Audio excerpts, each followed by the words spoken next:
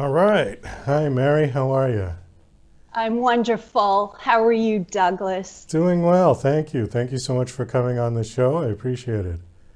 It's my pleasure. Thank you. Today, we're going to be talking about tigers, huh? Now, that's something I have never talked about on this show. So, that is a very first. And you've got a book I out love it. called Tigers Yes. Love Bubble Baths and Obsession Perfume. I see the big cover behind you there, which is Yes. great. I guess right off the bat, why did you write this book? I would love to share the inspiration to the title. First off, I love to write in quirky titles, but Tigers Love Bubble Baths and Obsession Perfume, who knew, was very much inspired by a visit to St. Augustine Wild Preserve. And this basically is an old folks' home for big cats, cats that are tossed aside, no longer part of maybe a TV show or have been in a movie, or actually as pets. And one of the last exhibits, or one of the last parts of the tour, I stood in front of a galvanized tank, 12 feet wide by 5 feet high, overflowing in bubbles. And I asked myself, what is this? And within seconds, this incredible creature, a 600-pound Siberian tiger, comes out, saunters on this plank, and looks as though he's taking off this white robe. And he slips into this galvanized tank that is overflowing with bubbles.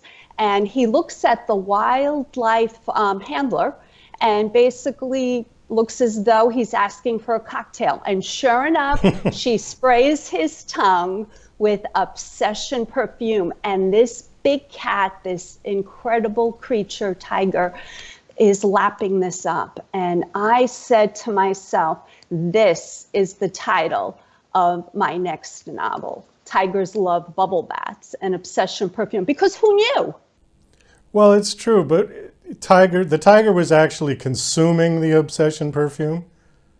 Was lapping it up as if it was a cocktail. They sprayed it on the tiger's tongue, Oh, and he just lapped it up.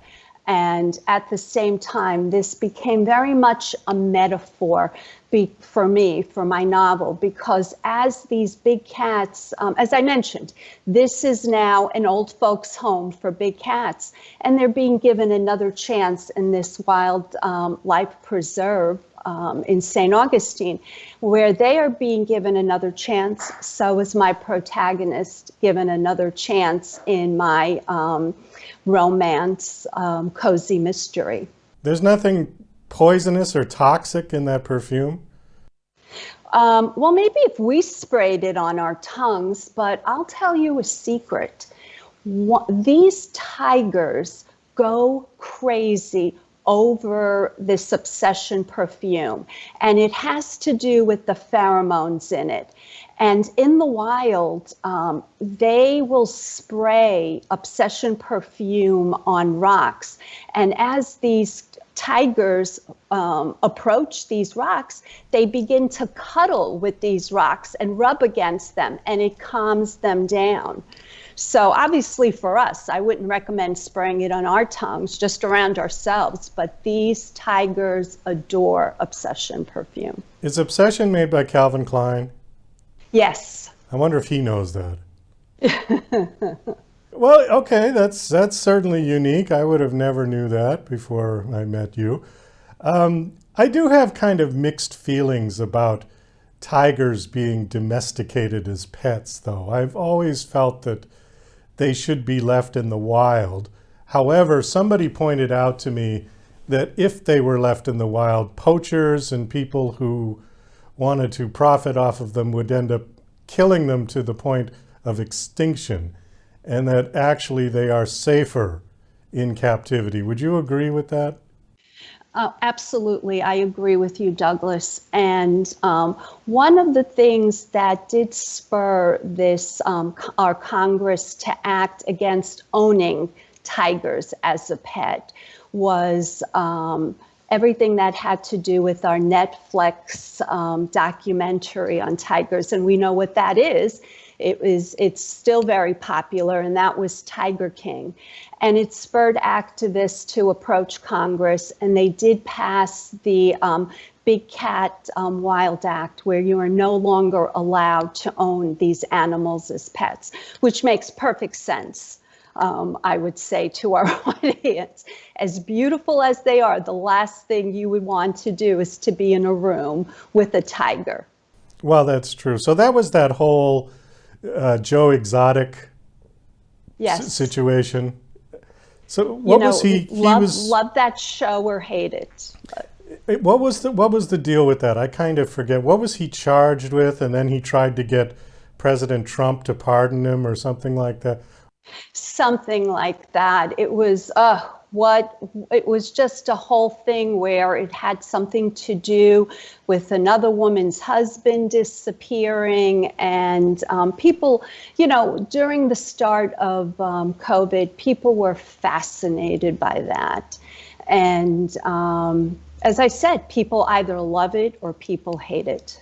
Living in Las Vegas, I mean, there was the Siegfried and Roy show that went on for many years.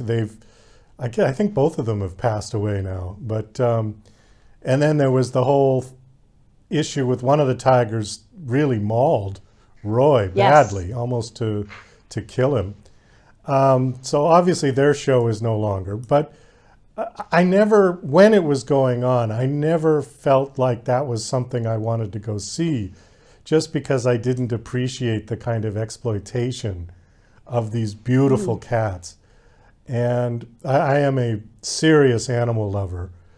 I have 2 dogs that I take care of as part of the family, and I understand dogs have been domesticated for centuries, but tigers, I don't know. I don't feel good about them being domesticated. But if it's a necessary thing, I know when I was visiting in Thailand, they have hundreds of thousands of acres of preserves for elephants. And it's the same situations. The elephants are pretty much wild, but they said if they let them out without any kind of supervision, they would be poached to extinction by greedy people who want the ivory and the hides. And absolutely. Yeah. So I think it's kind of a double-edged sword with that, It truly is. And these big cats are, as you said, you want to protect them, yet you don't want to exploit them. But the last thing we want to deal with is extinction on their part, because they are such incredible creatures. I agree. So your book give us a little synopsis. I mean, the title is funny, but what exactly are you talking about in the book? Well, thank you for that wonderful introduction. But tigers love bubble baths, and obsession perfume, who knew, as I mentioned earlier, is very much a metaphor for starting over. And as being tossed aside like an old shoe, pretty much as the tiger was and brought back, so is my protagonist starting over. She was tossed aside like an old shoe after 25 years of marriage and begins anew. Well, guess what? As I said, starting over can be murder. And she's faced with not just one murder, but one murder after another. And guess what? Guess who they're looking at? They're looking at Angie Pantera, my protagonist. So if you're looking for a good read, this will bring you into not only, things that men and women obviously deal with nowadays, divorce and starting over, but also with a little bit of a supernatural twist thrown in that'll keep you on the edge of your seat wanting more. So how do the tigers play into this book? Well, the tigers are actually, it's funny you say that, because I'm traditionally published, and my publisher had said to me, please, Mary, please tell me there is a tiger in a bubble bath with Obsession Perfume. And I said, absolutely. That is the climax of the book. So as it is part of the story. It's weaved in. So you don't have any tigers personally, do you? Honestly, I would love to have a tiger. I am such a cat lover, domesticated cats, big cats. But the big cats, I would just like to view from a distance. Okay. Have you ever been to one of those places where you can actually get up close and pet them? Well, I'll tell you, visiting this wildlife reserve in St. Augustine, this is the closest I came to a tiger, because we were literally at the almost like inches away from this galvanized tank.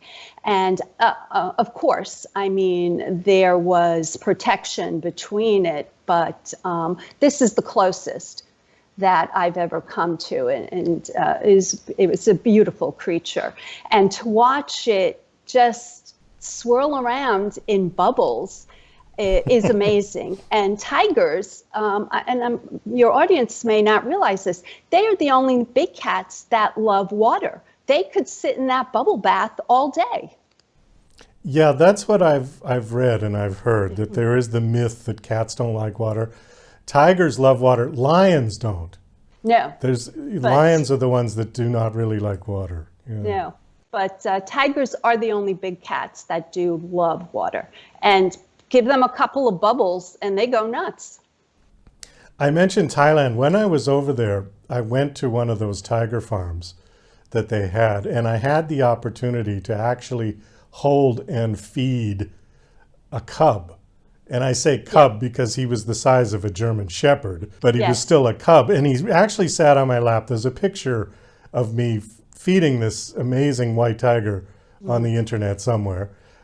I was awestruck just to feel this thing. The power of the body of that thing is unbelievable. It's like every inch of it is muscle, and this was still a baby. Yeah, exactly. And this is a cub. Yeah. So, but they are so adorable as little babies, even more so. Well, Mary, we do have to wrap this up. We are out of time. Do you have a website that you want to give out? Yes, thank you very much. Please visit my author website, which is www.maryksavarese.com. That'll lead you to my social media sites. And if there are any book groups out there, please get in touch with me, and you're looking for an author to participate, I am there. Nowadays, with Zoom and Skype and FaceTime, we can make this a boatload of fun with giveaways. Great. How long has the book been out? The book has been out for 2 years, and this summer I have a trilogy that is being traditionally published. As I said, quirky titles. The title of my new novel, which is a fantasy adventure, is The Girl in the Toile Wallpaper. Okay, great. Well, thanks so much for coming on. This was an interesting conversation, unique for this show to talk about tigers, so I appreciate that. Best of luck with the book.